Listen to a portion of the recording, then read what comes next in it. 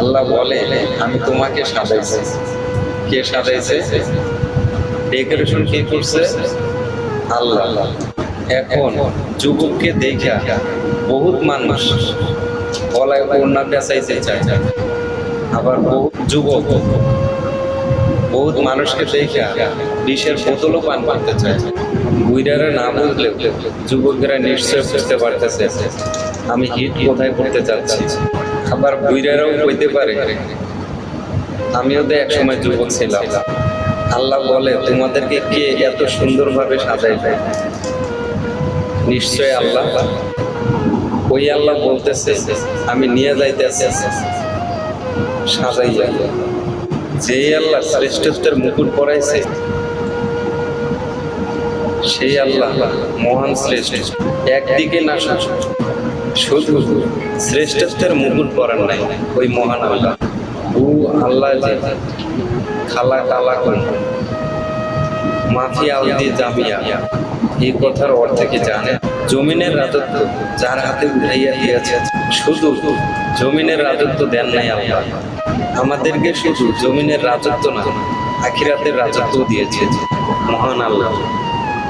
শুধু দুনিয়া না, জায়ালতুর রহমান দুনিয়াওয়ালা আখিরাত।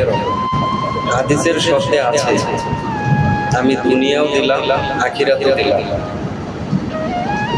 এটা চিরন্তন সত্য। প্রত্যেকটা প্রাণীর মৃত্যুর স্বাদ গ্রহণ করতে হবে। আমি যতদিন জীবিত ততদিন মনে করেন দুনিয়াতে, আমরা যতদিন এই পৃথিবীতে বেঁচে আছি এই পৃথিবীকে আমরা দুনিয়ার নামে চিনে থাকি।